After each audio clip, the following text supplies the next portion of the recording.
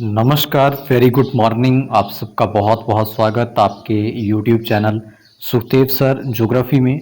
दोस्तों, आज हम बात कर रहे हैं फेडरिक रेटzel के बारे में, जो कि एक बहुत ही इम्पोर्टेंट टॉपिक है यूजीसी नेट एग्ज़ाम के लिए। और इससे संबंधित हर यूजीसी नेट के अंदर दो क्वेश्चन इस बार पूछे जाते हैं।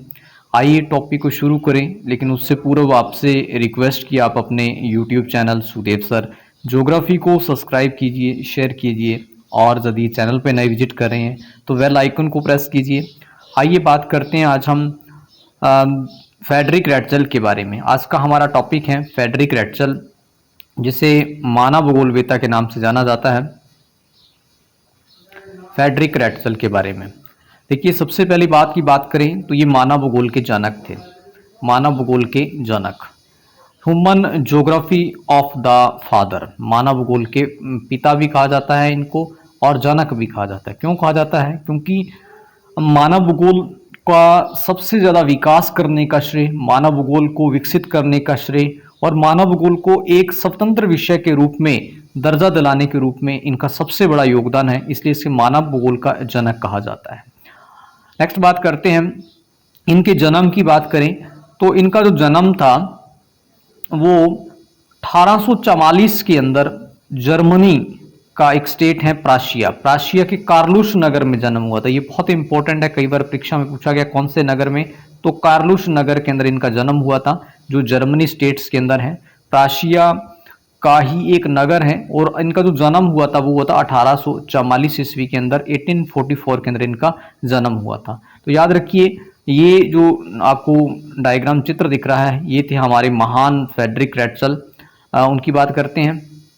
ये है हमारे फेडरिक रेटzel, जो मानव भूगोलवेत्ता थे, जिसको मानव भूगोल को विकसित करने का श्रेय जाता है। तो इसलिए मानव भूगोलवेत्ता को इन्हें मानव भूगोल का जनक कहा जाता है। आइए बात करते हैं इनकी नेक्स्ट शिक्षा के बारे में। इनकी शिक्षा कहाँ से हुई?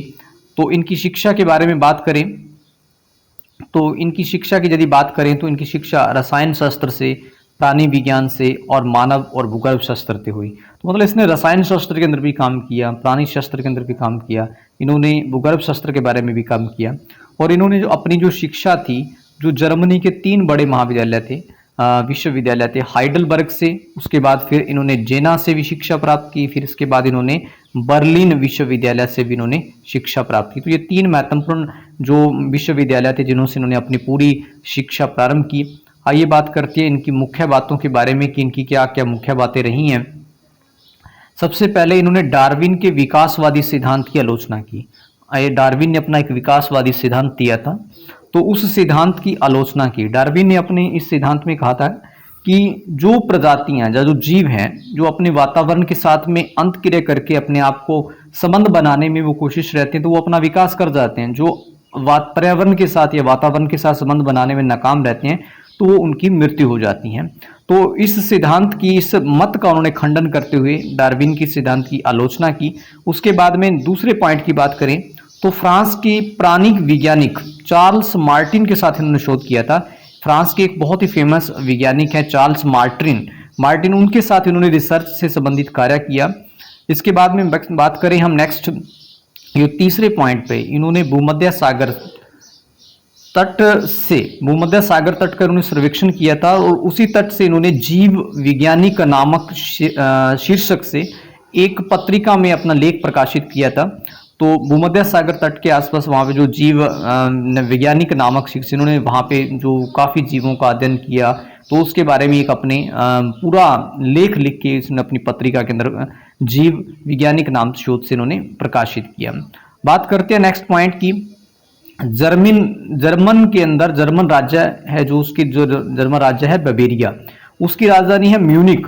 म्यूनिक में मानव शास्त्री वैगनर से मिले थे और वैगनर से मिले और वैगनर से मिलकर काफी समय तक उनके समय व्यतीत किया और उनके जो सिद्धांत था, जीवों के किस तरीके से विकास होता है, जीवों के विकास के सिद्धांत से काफी प्रभावित हुए और बाद में उनको फॉलो करते हुए अपने कई प्रकार के जीवों से संबंधित इन्होंने अपने विचार दिए। अगली बात करते हैं 5वें सिद्धांत की। तो 1872 के अंदर कई पूर्वी देशों की इन्होंने यात्रा की। सबसे पहले इटली की यात्रा की, इटली के बाद फिर ये यूएसए गए, यूएसए के बाद में फिर ये मैक्सिको गए, फिर उसके बाद क्यूबा की यात्रा की। तो इन्होंने काफ़ी यात्राएं की हैं कई देश की, इसलिए इसको महान यात्री भी कहा जा सकता है। नेक्स्ट बात करते हैं नेक्स्ट पॉइंट की। तो नेक्स्ट पॉइंट की यदि हम बात करें तो इसमें हमारे जो पड़ोसी देश हैं चीन, चीन की भी इन्होंने चीन प्रवास पर शोध किया कि चीन के लोग प्रवास क्यों करते हैं। प्रवास का मतलब होता है एक स्थान से दूसरे स्थान पर जाना, या फिर कोई देश से दूसरे देश में कोई आता है प्रवास करना। तो चीन वो लोग क्यों प्रवास करते हैं उस पर काफी इन्होंने रिसर्च कार्य किया, और वहां पे चीन की सरकार ने इनको पीएचडी की डिग्री प्राप्त की, मतलब डॉक्टरेट की उपाधि दी इनको चीनी सरकार के द्वारा, जो एक महत्वपूर्ण फैक्ट है। ठीक है, नेक्स्ट बात करते हैं। तो इन्होंने 1866 से 1875 तक, मतलब 66 से 1875 तक इन्होंने भूगोल के प्रोफेसर पद पर कार्यरत कहा। इसके बाद इनकी मृत्यु की बात करें तो 1904 के अंदर इनकी डेथ हो गई थी, 1904 के अंदर इनकी मृत्यु हुई थी। अब इनके ग्रंथ, इन्होंने अपने जीवन के अंदर बहुत ही महत्वपूर्ण ग्रंथ लिखे, उन ग्रंथों की हम बात करते हैं। सबसे पहला जो महत्वपूर्ण ग्रंथ था वो था वॉलरेकुंड नामक इनकी फेमस पुस्तक थी। उसके बाद इन्होंने एंथ्रोपोजोग्राफी नामक पुस्तिका लिखी। इसके बाद इन्होंने राजनीतिक भूगोल यानी कि पॉलिटिकल ज्योग्राफी के नाम से पुस्तक लिखी। फिर इसके बाद जर्मनी यूशलैंड 1898 में इसने अपनी पुस्तक प्रकाशित की। इसके बाद में नेक्स्ट एड कुंडे नामक पुस्तक का प्रकाशन करवाया, और उसके बाद अंतिम पुस्तक इनकी पृथ्वी और आवास से संबंधित इन्होंने इन 6 महत्वपूर्ण ग्रंथों की रचना की, जो अधिकतर इस यूजीसी नेट के अंदर, इस परीक्षाओं के अंदर इनके ग्रंथों से संबंधित पूछा जाता है। अब इसके बाद में इन्होंने कुछ अपनी विचारधाराएं भी दी, उनके बारे में बात करते हैं। जैसे वातावरण निश्चयवाद, जिसमें इन्होंने प्रकृति को प्रमुख माना और मानव को गौण स्थान किया। इसके बाद संस्कृत दृश्य भूमि की संकल्पना दी। ठीक है, जो संस्कृति के अंदर जो दृश्य हैं उनसे संबंधित अपने इन्होंने विचार दिए। इसके बाद इन्होंने पार्थिव एकता पर विचार दिया। पार्थिव एकता का मतलब तो उसने कहा कि जो सारी चीजें हैं जो पृथ्वी से हैं वो एक दूसरे से कनेक्टेड हैं, जितने भी जो कण हैं एक दूसरे से जुड़े हुए हैं, उनका एक कण का अस्तित्व दूसरे कण के साथ में है। तो किसी भी पदार्थ का जो अस्तित्व है वो अपने आप में नहीं है, हर पदार्थ एक दूसरे से जुड़ा हुआ है, जिसको उसने पार्थिव एकता के माध्यम से समझाने का प्रयास किया। इसके बाद में राज्य तथा समाज का जैविक सिद्धांत दिया। राज्य को इन्होंने एक जैविक रूप के रूप में, जैविक प्राणी के रूप में माना और उससे संबंधित अपना सिद्धांत दिया। इसके बाद नेक्स्ट बात करें तो इन्होंने लेबेंसराम की संकल्पना दी। बहुत ही महत्वपूर्ण, बहुत बार पूछा जा चुका है क्वेश्चन कि लेबेंसराम की संकल्पना किसने, तो याद रखिएगा फ्रेडरिक रेटसल द्वारा दी गई थी। इसके बाद जो नेक्स्ट भूगोल में द्वैतवाद, इन्होंने सबसे पहले कि भूगोल का जो विषय क्षेत्र बहुत ज्यादा बढ़ गया था, तो उसके बाद भूगोल की स्वतंत्रता को बनाए रखने के लिए इन्होंने एक पुस्तक का प्रकाशन किया।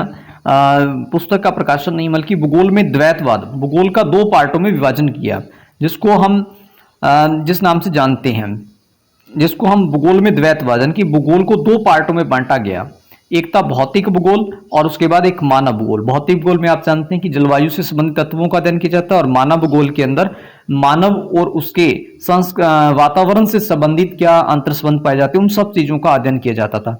तो ये थे महान फ्रेडरिक रेटसल, जो जिसको मानव भूगोल का जनक कहा जाता है, उनके बारे में पूरी जानकारी। और आई होप आपको अच्छी लगेगी, और इस वीडियो को ज़्यादा से ज़्यादा आप शेयर करें और साथ साथ चैनल को सब्सक्राइब करें। मिलते हैं नेक्स्ट वीडियो में, नेक्स्ट किसी मानव भूगोलवेत्ता के साथ। धन्यवाद।